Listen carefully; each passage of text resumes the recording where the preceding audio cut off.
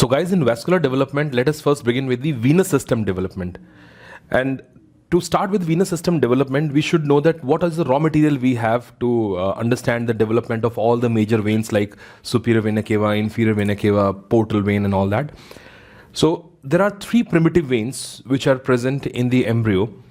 One which is coming from the mother, or you can say the one coming from the placenta, that is the umbilical vein. Number two, we have the veins which are coming from the yolk sac of the embryo itself, that is called as vitelline vein. And then we have the veins carrying the blood from the body wall of the embryo called as common cardinal veins. So this is the first thing we should know, that what are the primitive veins which are present in the embryo proper. So we have, number one, we have the right as well as left umbilical veins. Well, initially we have both right and left, then one disappears. And this is the only source of oxygenated blood coming from the mother, or you can say from the placenta. The only source of oxygenated blood coming from the mother, that is a right and left umbilical vein. Then we have a right and left vitelline veins. Right and left vitelline veins. Vitelline veins are the one which are carrying the blood from the yolk sac of the embryo. When I say yolk sac, obviously I'm referring to the gut, the veins which are carrying the blood from the future gut, especially from the midgut and hindgut we are thinking about right now. And number three, we got right and left common cardinal veins. Common cardinal veins are those which are carrying the blood from the body wall of the embryo. They are carrying the blood from the body wall of the embryo. So this is what we need to start with. We have like these six veins which are initially present, both present on the right and the left side: umbilical vein, vitelline vein and the common cardinal vein. So all we need to understand the development of venous system, we need to have these six veins with us, and that the caudal part of the heart tube, remember that caudal part of the heart tube, sinus venosus and the two horns of sinus venosus. So this is what we're going to take, guys. Let's say this is the sinus venosus and the horns of sinus venosus. I'm purposefully drawing it slightly bigger. This is the right horn of sinus venosus.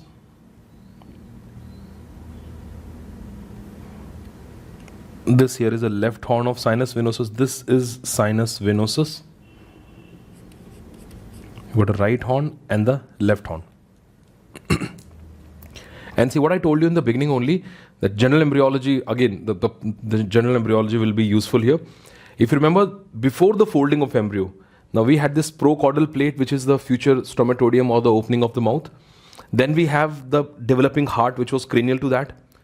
And the most cranial was septum transversum. So when the craniocaudal folding would take place, this is the heart tube, let's say, and this is the septum transversum. So when the craniocaudal folding takes place, what's come below? That is a septum transversum that will come down, and then we have the heart tube which is above. So you're looking at a heart tube here, and below that, guys, let us say this is the septum transversum.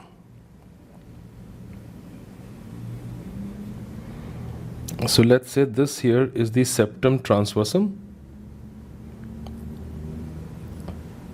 Let me write in short, this is septum transversum, and one of the derivative of septum transversum is the liver stroma, the stroma of the liver. So I'm presuming that part of the septum transversum which is giving rise to the liver stroma. So obviously heart above and liver below. Okay. Now we also need to put the six vein we just discussed into this system to understand the development of the venous part. So as we said, we have three veins: common cardinal vein, and then umbilical vein, and as well as the vitelline vein. Now what you see, that umbilical vein and vitelline vein, they are the one which you'll see going through the septum transversum and then entering into the horns of the sinus venosus. You should remember this sequence also. So if you look at these veins, look at the one here. This is the umbilical vein. This is the vitelline vein. Once again, this is the vitelline, and the one which is more outly placed, that is the umbilical vein. and those which are coming directly into the horns of sinus venosus, bringing the blood from the upper half and the lower half of the body wall of the embryo. These are the common cardinal veins. Look at these. These are the common cardinal vein. Let us just write their name also.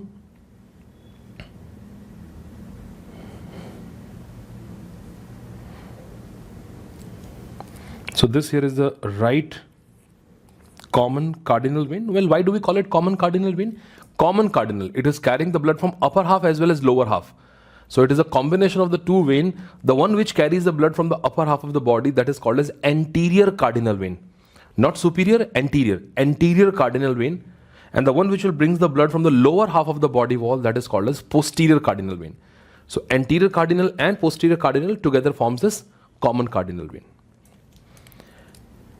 This will be the left common cardinal vein. So we have a right common cardinal, left common cardinal, and these are the one which is placed more outside, that is a right umbilical vein. This is left umbilical vein, right umbilical, left umbilical, and the one which is inside are the vitelline vein. This is the right vitelline vein, and there is a left vitelline vein. So guys, this is what we have with us to understand the development of this venous system. So we got this sinus venosus, the two horns of sinus venosus, and all these veins which are going through the septum transversum and then entering into this horns. Okay. Now, out of all these 6 veins, what we already know, guys, that which vein disappears. I mean, the vein which usually regresses, that is the right umbilical vein. I'm putting a cross on this vein because this is going to regress. So right umbilical vein disappears completely. That's what we say, na? Left vein is left. Left side vein is only left, right one disappears. Not only the right umbilical vein disappears, what also disappears, or I should say it regresses, is the left horn of sinus venosus. This left horn of sinus venosus will also regress, and we only will have the remnant of the left horn. And that remnant of the left horn is nothing but the coronary sinus, guys. The same coronary sinus which we discussed in the thorax. Coronary sinus, which is receiving all the major veins of the heart, great cardiac vein, small cardiac vein. So that basically is the remnant of the left horn of sinus venosus. Yes, some part of sinus venosus also, but the left horn of sinus venosus as well. So no harm in writing it separately also. Please write that coronary sinus is a remnant of left horn of sinus venosus. If coronary sinus disappears, once the coronary sinus disappears, or I should use the word regresses, then the veins which are entering into it, this left umbilical vein and left vitelline vein, they will also regress. Not entirely, their cranial part. Look at this. The cranial part of the left vitelline vein and the cranial part of the left umbilical vein will also disappear. So what we have right now with us, out of the 4 veins which are coming from the future liver into the heart, 3 are gone, disappears, disconnected. And the only one vein is left. What is that left one? This is the one, that is the right vitelline vein. And therefore, this right vitelline vein, let me put some highlighter around it. This right vitelline vein, which is the only connection now we got between the developing liver and the developing heart, this is also referred as the right hepatocardiac channel. There is a right hepatocardiac channel. Makes sense? It's on the right side because it is a remnant of the right vitelline vein, and hepatocardiac channel from the liver into heart, so hepatocardiac channel. And if you think about this from the gross anatomy point of view, what is the vein which is going from the liver into heart? Just think about what vein goes from liver into heart. That is inferior vena cava. That means this hepatocardiac channel, this green shaded area, is the one which will give rise to the terminal part of inferior vena cava. Not entire inferior vena cava. Inferior vena cava is derived from 6 sources. This is just one of them. So please note that hepatocardiac channel will give rise to terminal part of inferior vena cava. Please note that. This will give rise to a terminal part, the last part of the inferior vena cava.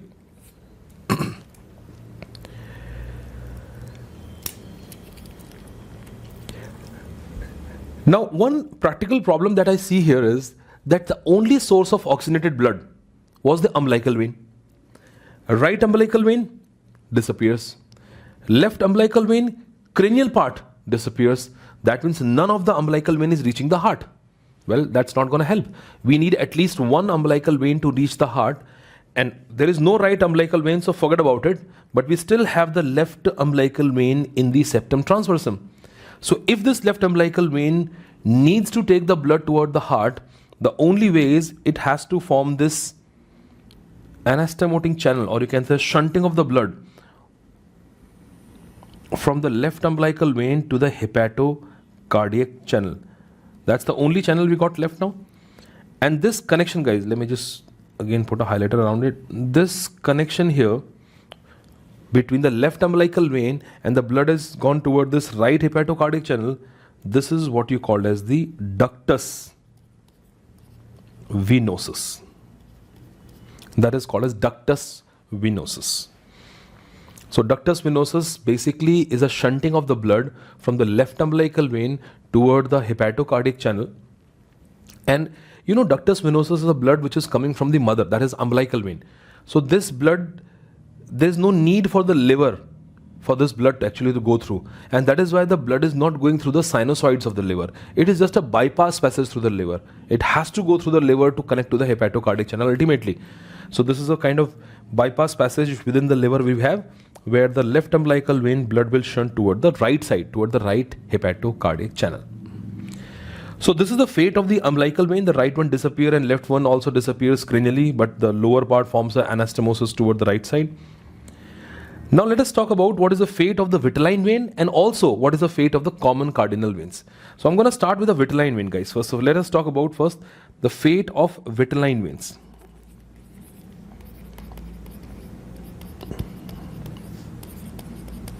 Let's talk about the fate of vitelline veins. What we have with us, let us again use those same raw material. So we said we got this septum transversum, which will give rise to the liver stroma.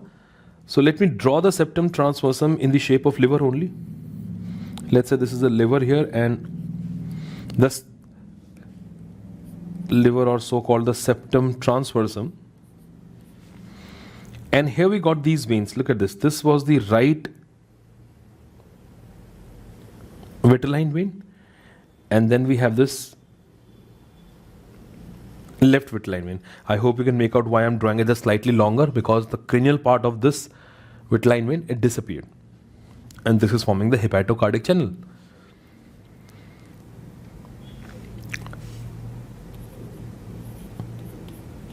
A right vitelline and left vitelline. Now before these vitelline veins they enter into the developing liver or septum transversum, there are three transverse anastomoses which are formed between them. So we'll have a superior transverse anastomosis, middle transverse, and inferior transverse anastomosis. This is superior transverse anastomosis, that is middle, and we have this inferior transverse anastomosis. And once all these three anastomoses are formed, see, in the arterial development or in the venous development, one thing that we have to know is what additional anastomoses are formed and what are the veins which will disappear, or artery which will disappear. So it's all the game of plus and minus. You need to add some anastomosis and need to delete some veins out of it, and that will give you the final picture. So the main vein that we have here are the vitelline vein, the right and the left vitelline vein, connected to each other by the three transverse anastomoses. But after that, the portion which disappears or regress, everything that you see below middle anastomosis, this thing, as well as this thing, this anastomosis, this kind of H shape, this entire H shape will disappear. And not only this, the left vitelline vein between superior and the middle anastomosis will also disappear. Only this part. The left vitelline vein between this anastomosis will disappear. If I just look at the picture in which we can only appreciate the remaining vein, this will give you that how exactly these things are formed. So guys, I'm just gonna draw the veins which will persist, and just correct me if I'm wrong. I'm just drawing the veins which are left. This is the one. This is the one, and then this one, right? This is what we are left with. The rest, everything disappeared, so I'm just not drawing that part. And let us give them some numbers here for our convenience. That is, let's say this is number 1, and let me give this as number 2. 1 and 2. 1 plus 2. What is 1? What vein is 1, guys? It's always good to keep saying these names by yourself so that you remember them. 1 is what anastomosis? That is middle transverse anastomosis. And what is 2? Which vein is 2? What vein is that? That is a right vitelline vein. That's a part of right vitelline vein. So middle transverse anastomosis and the right vitelline vein. These two are the one which together gives rise to the portal vein. That is the development of the portal vein. Portal vein is derived by the middle transverse anastomosis between the vitelline vein and then the part of the right vitelline vein also. So guys, this is the portal vein. If I just may highlight that portal vein for you. So this will give rise to the portal vein. And see, if this is the portal vein, the one which I've highlighted, if this is the portal vein, then obviously the next, what is the further thing you see? We have the right branch and the left branch of portal vein. So if I give it number here again, that is number 3, this is number 4, and this is number 5. So number 3, what is number 3? That is again right vitelline vein. That will give rise to the right branch of portal vein. You know, portal vein divides into the right and left branch before entering into liver only. And then 4 plus 5. 4 and 5 together. What is 4 and 5? Just say it. 4 is what? That is superior transverse anastomosis, and that is left vitelline vein. That together will give rise to the left branch of portal vein. Which also tells you that why the left branch of portal vein is longer. If you see the veins toward the left side of the body, most of the veins are longer. Left brachiocephalic vein, you take left common iliac vein, if you take left renal vein, because they are derived from more than one component. Right branch of portal vein, just one thing. But left branch of portal vein is derived from two structures. One is the superior transverse anastomosis as well as the left vitelline vein. So guys, this is about the fate of the vitelline vein. I mean, how they are forming the portal vein, if the question is asked on the portal vein development. But overall, what are the structures, or overall, what are the veins which are derived from these vitelline vein? Now, think about it. Portal vein, how the portal vein is formed? It is formed by the splenic vein and the superior mesenteric vein joining with each other. So even superior mesenteric and splenic veins are formed by the vitelline vein only. Then obviously portal vein is obviously by the vitelline vein. Branches of portal vein is also by the vitelline vein. And we know that portal vein will drain their blood into the sinusoids of the liver. So that sinusoids, that endothelial lining of the sinusoids is also by what? These, what do you say, this vitelline vein. Sinusoids, if you look at the histology of the liver, the sinusoids are draining toward the central vein. Central vein will give their blood to the hepatic veins. And hepatic vein drains into the terminal part of inferior vena cava, which is this only. This is the terminal part of IVC, which is itself is by from where? From the vitelline vein. So overall derivative, if I write it for you, overall derivatives of the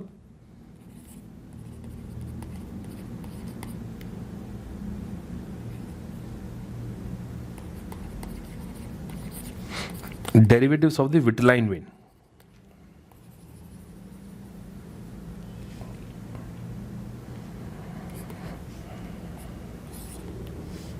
So what are those? We have the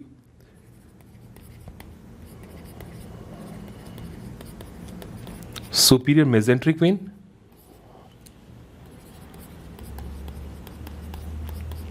splenic vein, because these are the two which, from the gross anatomy point of view, these are the two which joins to form the portal vein.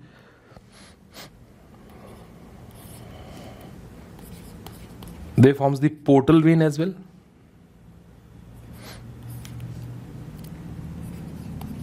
Of course, the branches of portal vein.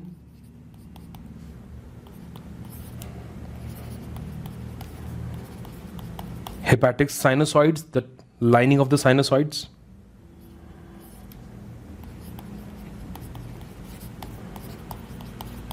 Central veins. Hepatic vein, all three, right, left, middle, hepatic veins. And also the one which you already said, that is terminal part of inferior vena cava. Terminal part of the inferior vena cava. So they are all derivatives of what? They are all derivatives of the vitelline vein. So starting all the way from the formation of the portal vein until the time it drains the blood into the heart, that is by the terminal part of inferior vena cava, that is all derived from the vitelline vein, that overall derivatives of vitelline vein. So this is about the vitelline vein. We talked about the umbilical vein. What is the fate of umbilical vein? We saw that right one disappear and left one is forming the ductus venosus. There is a fate of the vitelline vein. And now coming to the third and probably the most important, that is the fate of common cardinal vein.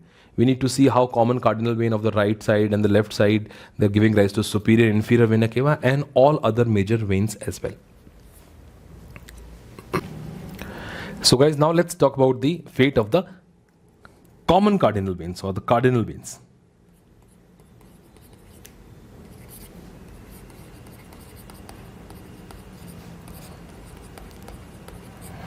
Okay. Now we got this, we said we have a right and the left common cardinal vein, which is a combination of the vein coming from above and below. So this arrangement would be something like this. This is the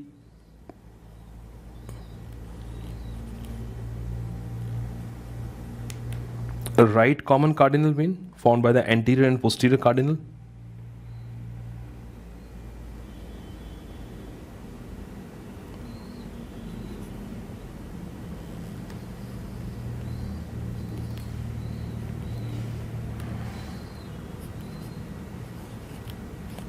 A right common cardinal vein, and that is a left common cardinal vein. And as we already discussed, they are the combination of the anterior and posterior cardinal vein. This is the right ACV, anterior cardinal vein, the carrying the blood from the upper half of the right side of the body. That is right posterior cardinal vein. Similarly, that is left anterior cardinal vein, and this is the left posterior cardinal vein. Right? Okay. The thing is, guys, superior vena cava and inferior vena cava, they have to drain into the right atrium. That means the veins are present more toward the right side. So if you look at the main artery, obviously that is aorta is present on the left side and vein is on the right side. So if I presume it in the beginning only that superior vena cava has to be formed on the right side. So that means the blood which is coming from the right side, it is coming in the correct direction only. It has to go to this side itself. But the blood which is coming from the left side also needs to go toward the right only. So how will it be done? What will happen? Eventually there will be an anastomosis which will form between the left anterior cardinal vein and the right anterior cardinal vein for the shunting of the blood from the left to the right side. This anastomosis is called as the oblique anastomosis. This anastomosis is referred as the oblique anastomosis. And once this oblique anastomosis is formed, the portion of this left anterior cardinal vein which is present below this anastomosis will regress. This portion will regress. So once again, guys, let me remove this part here, the portion which will regress, and the portion below that, although that will not regress completely initially. And let us only concentrate on what is we have with us remaining. So we said this is the anterior cardinal vein, that is common cardinal vein, there is a posterior cardinal vein, right? This is what we have with us. We also have this anastomosis. Let me draw it dark now. This is the oblique anastomosis, and then we have this left anterior cardinal vein. So forget about this portion which disappears and the portion below that. Let us only focus to this remaining part. And once again, we'll use the numbers for our convenience. Let's say this is number 1 and this here is number 2. 1 and 2, 1 plus 2. What is 1 and what is 2? See guys, 1 plus 2. One is what? That is right common cardinal vein.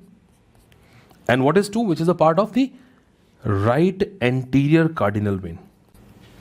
Right common cardinal vein and right anterior cardinal vein together will give rise to the superior vena cava.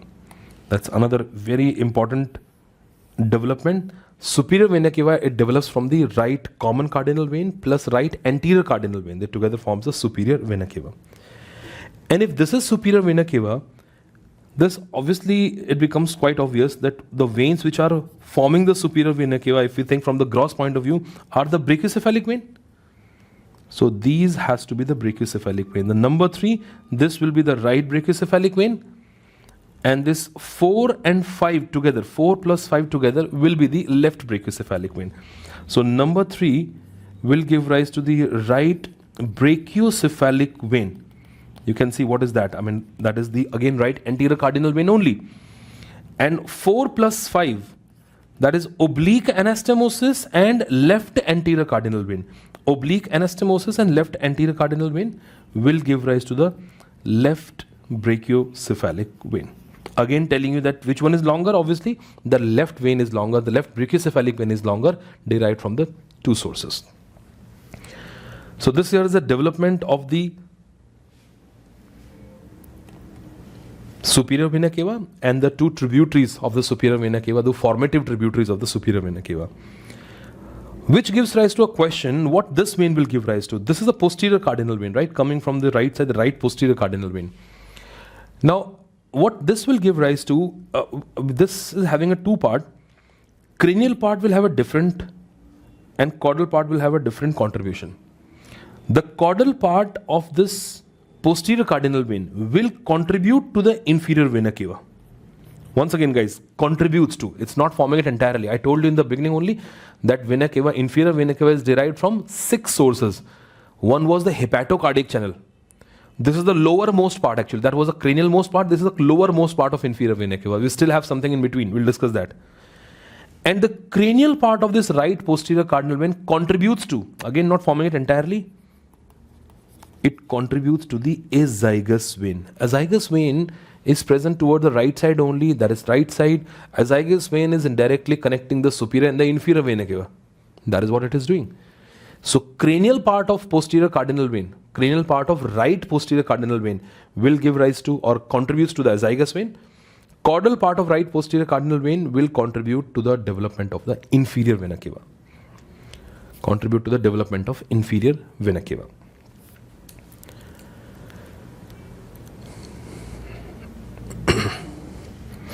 Okay, let me show you one question here and I want you to think about it, that what should be the answer to this question and to the given anomaly. So look at this guys, what this question says. It says that choose the correct option for the following anomaly. Well, what is anomalous here? The anomaly is that if you see right superior vena cava, that is a normal thing to have. But the anomaly is that we have the presence of what? Left superior vena cava. Left superior vena cava. Obviously there is no left superior vena cava, so that's the anomaly first of all. And the question says what is the reason behind the formation of the left superior vena cava. Now if you just go back and look at the development of superior vena cava, we said there is an oblique anastomosis formed there. Now imagine for 1 second, if oblique anastomosis is not formed. If oblique anastomosis is not formed, that means the blood which is coming from the left upper half of the body will keep on running downward only instead of going into oblique anastomosis. And in that case, there will be persistence of the vein which you put the cross on. So what vein will that be? That is a persistence of left anterior cardinal vein. That is the right answer. Persistence of the left anterior cardinal vein will give rise to the left superior vena cava. So if you're looking at a person with a double superior vena cava, that is because of what? That is a persistence of left anterior cardinal vein. Please note that. That left superior vena cava or double superior vena cava, that is we have right and left both, is because of the persistence of left anterior cardinal vein. The whole thing is obliteration of, there is absence of oblique anastomosis first of all. If there is no oblique anastomosis and there is persistence of left anterior cardinal vein, both things should be there. Absence of oblique anastomosis and persistence of the left anterior cardinal vein, that gives rise to the left superior vena cava. And see, there's something very important and interesting to note here. I want all of you to look at the screen for 1 second.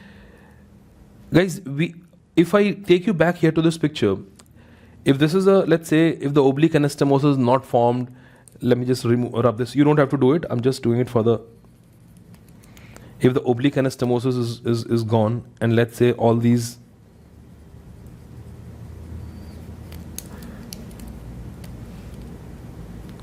right? So now we have the persistence of this, and we have a double superior vena cava. Now where exactly the common cardinal veins are going into? If I remind you, common cardinal vein was going into the horns of the sinus venosus. We have this right horn of the sinus venosus. This is the left horn of the sinus venosus, right? And we also said that which horn will disappear? That was the left horn of the sinus venosus, which will regress.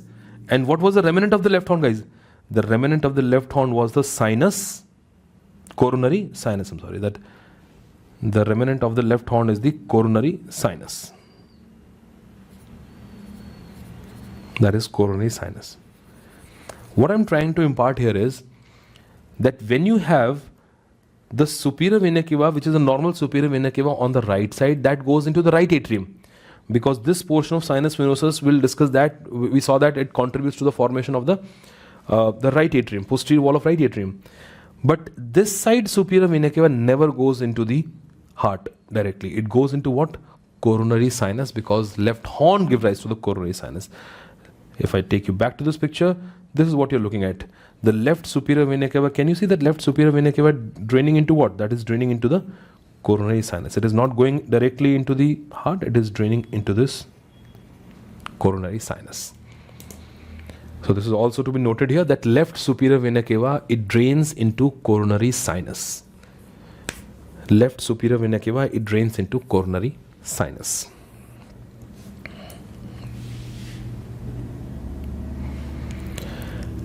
Well, that was the fate of the anterior cardinal vein and the common cardinal vein. Now let's come to the lower part. Let's talk about the posterior cardinal vein and try to understand the development of the inferior vena cava and other tributaries of the inferior vena cava. So let me just move away from this picture here. This time we're going to talk about the fate of the posterior cardinal vein. Fate of the right and the left posterior cardinal vein is to be discussed. So we have two posterior cardinal veins, the right and the left. So once again we are looking at, let's say this is the right side posterior cardinal vein. I'm going to make you draw the series of few diagrams so that later on when you revise it, you remember that what is the sequence of the formation.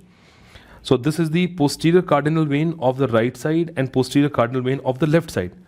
So there is a right posterior cardinal vein and this is the left posterior cardinal vein. Right and the left posterior cardinal vein. After the development of the posterior cardinal vein, another vein will develop on the posterior abdominal wall, that is called as the subcardinal vein. They are taking the blood from the developing kidneys. So if this is a right and there is a left posterior cardinal vein already, as I said, there is a development of another set of vein on the posterior abdominal wall, which will take the blood from these developing kidneys, and they will also join the posterior cardinal vein itself, like this. So the second set of vein we have, which as I said is taking the blood from developing kidneys, these are called as the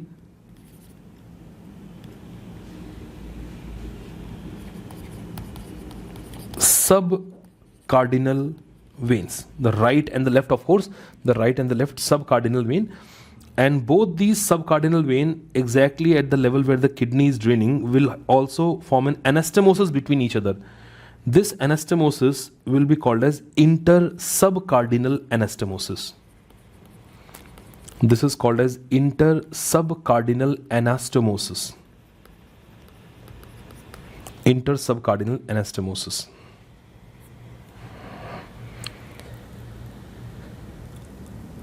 One more step to go. Now we have posterior cardinal vein, we have subcardinal vein, and we have one more vein which will develop here. Let me take that also. This here, once again, posterior cardinal. As we already said, we got these subcardinal.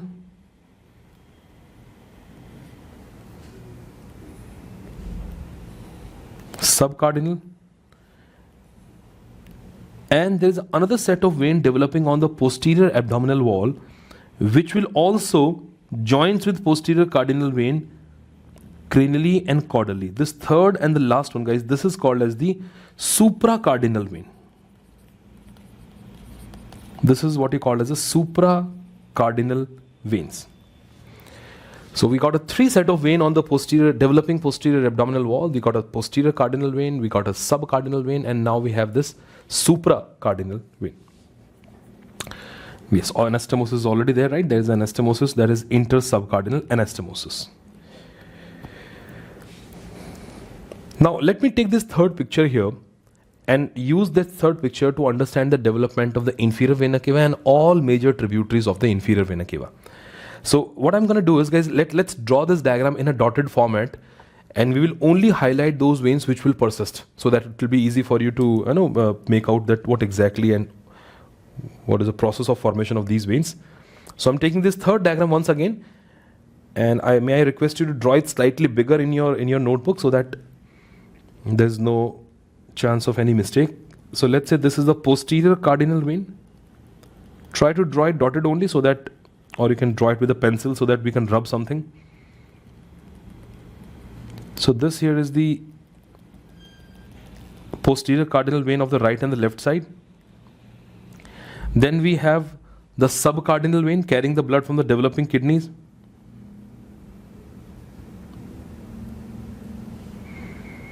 This is the one.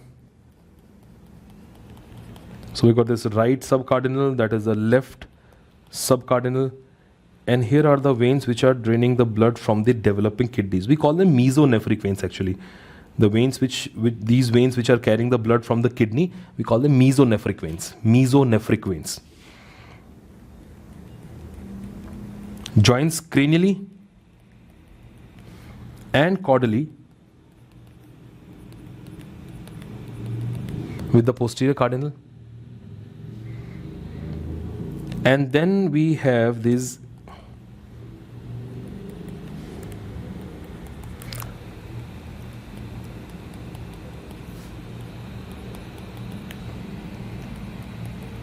third set, that was what? That was supracardinal.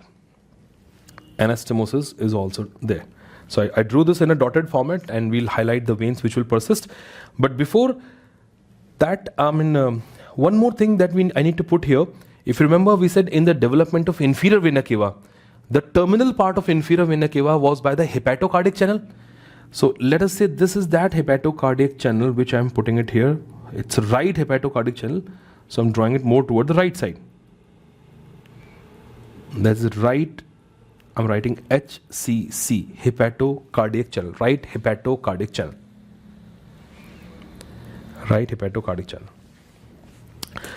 That's exactly the way we talked about the superior vena cava, guys. In the superior vena cava, first we said that we have the right side and the left side anterior cardinal vein. They need to meet with each other. So left anterior cardinal vein forms an oblique anastomosis. Similarly, there is a need of anastomosis here also.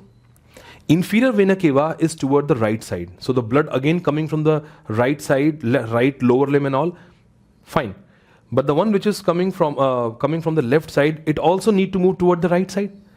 That means there will be anastomosis between the posterior cardinal vein first, isn't it?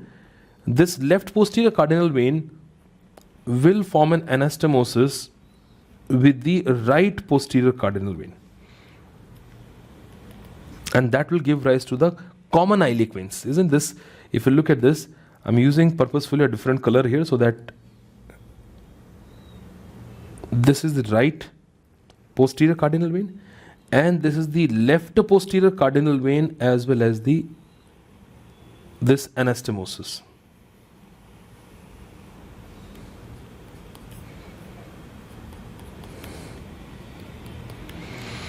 So in future, they are the one which will give rise to what? The right and the left common iliac vein. This is the right common iliac vein coming from the right side, and these two will give rise to the left common iliac vein, again longer because it has to go toward the right side. Now coming to this inferior vena cava development, before I start it here, I need two anastomoses here, guys. Look at this. One anastomosis will be present between this supracardinal vein and subcardinal vein, this one. And second anastomosis is the one which connects the subcardinal vein to this hepatocardiac channel. The second anastomosis, this is one. So reminding you again the thing that we said in the beginning only, that inferior vena cava is derived from how many sources? We said it is by the 6 sources. Let me draw those 6 sources and then you just look at the screen and then I'll give you enough time to write it down as well. What are the 6 sources, guys? Number 1. This is number 1. What is number 1? That is a right posterior cardinal vein. Number 2. What is number 2? That is right supracardinal vein. Number 3, that is anastomosis between supracardinal and subcardinal vein. Number 4, that is right subcardinal vein. Number 5 is again anastomosis, and number 6 is the right hepatocardiac channel. You please draw it or highlight this part and just give them these numbers only. That is 1, 2, 3, 4, this is 5, and here is the 6. These are the 6 components for the development of the inferior vena cava. Inferior vena cava derived from this 6 component. Number 1. What is number 1? That is right posterior cardinal vein. What is number 2? That is right supracardinal vein.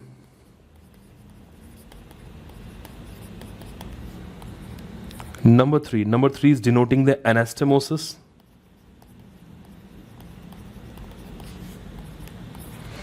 Number 4 is by the right subcardinal vein.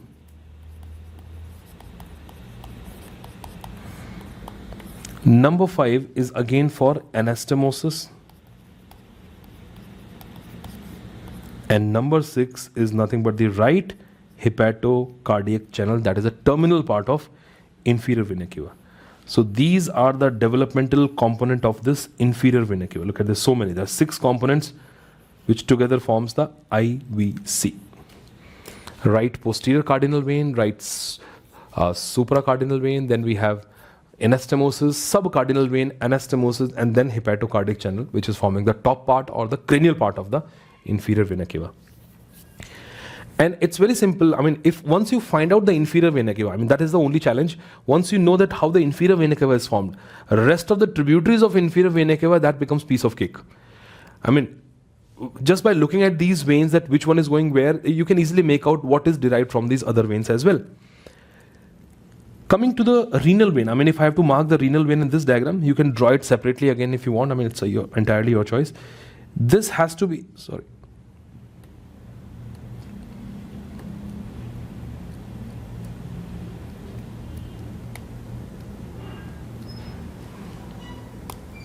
Now this has to be the right renal vein, right? And this all together, this whole thing will give rise to the left renal vein. Again, the diagram only is telling you that which one is longer and why it is longer, because it is derived from the more sources, the left one. So right renal vein and the left renal vein. Right renal vein, if I may write here, right renal vein is derived from what? It is derived from the right, if you remember the term, that is mesonephric vein. That is called as a mesonephric vein, the one which is draining the blood from the kidney into the subcardinal. That is called as mesonephric vein. That is a right mesonephric vein from the right renal vein. And whereas the left renal vein, it is derived from 3 sources. What 3 sources? One is the left mesonephric vein again. One, we have the left mesonephric vein. Then we have the in-between, the vein which is sandwiched in between. That is what? Left subcardinal vein. Left subcardinal vein, which is kind of just forming a very small part, kind of sandwiched in between. And number 3 is the anastomosis, that is the intersubcardinal anastomosis. Intersubcardinal anastomosis. This intersubcardinal anastomosis will give rise to the left renal vein. So right renal vein, one source, mesonephric, and left renal vein is by the 3 sources. Again, the clear view, that the left renal vein is longer, it is derived from more components also.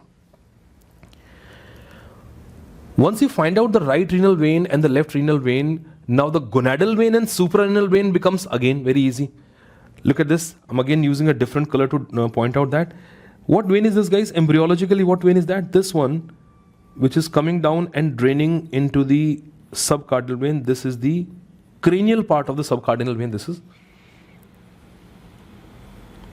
And this one, keep drawing these arrows so that later on you remember the direction of the blood flow.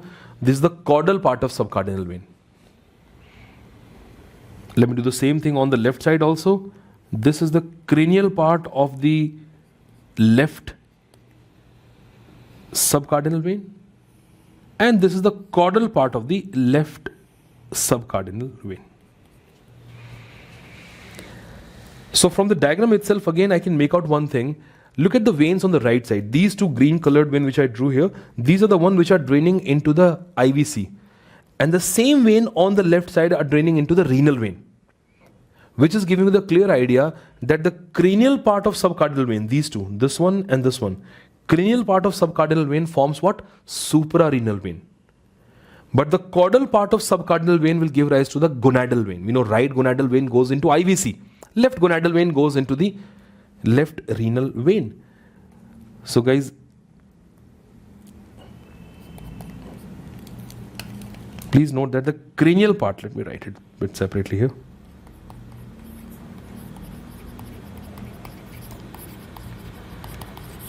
Cranial part of subcardinal vein on both sides, right and left. Cranial part of subcardinal vein will give rise to the suprarenal vein. That will give rise to the suprarenal vein.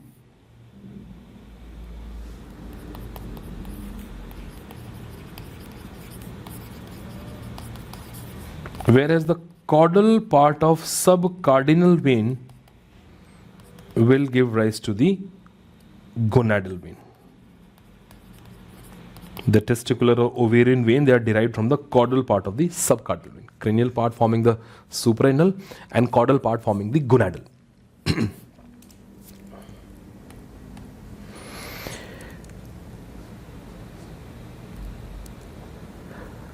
So guys, in this picture we saw the development of the inferior vena cava. We saw the renal vein, right renal vein and left renal vein.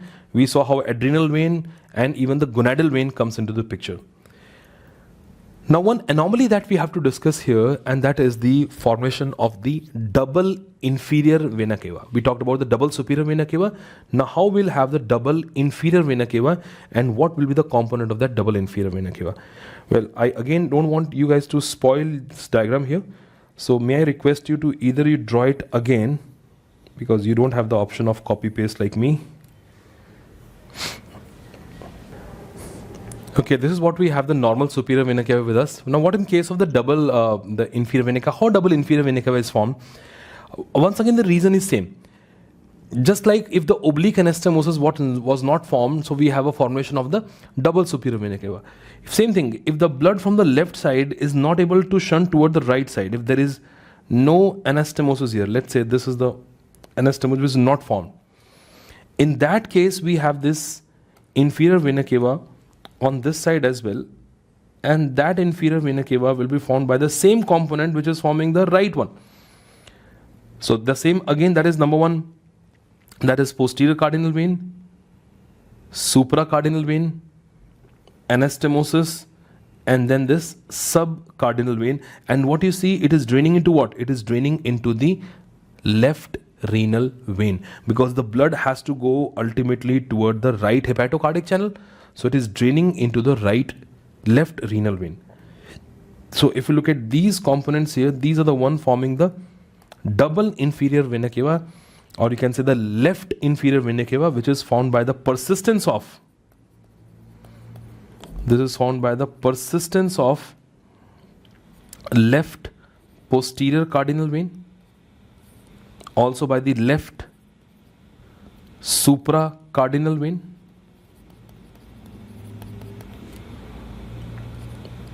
then we have this anastomosis and the left subcardinal vein.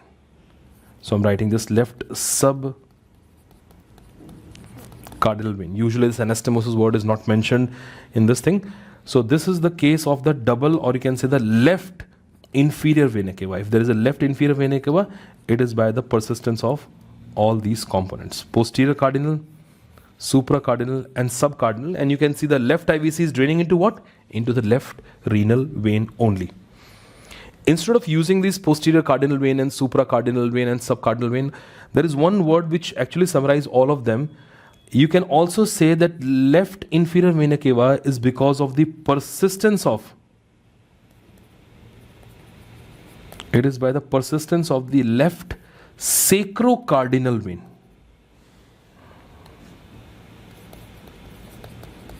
Persistence of the left sacrocardinal vein. That is an alternative terminology for these veins. Sacrocardinal, carrying the blood from the sacral region and above, that is sacrocardinal vein. So either in the questions you will get the option to choose from these, that is all these posterior cardinal, supracardinal, subcardinal, or you may have only one single best answer to choose from, that is the sacrocardinal vein. Left posterior, this sacrocardinal vein persistence can give rise to inferior vena cava. So guys, this is about the development of the venous system, and the next part we will talk about the development of the major arteries.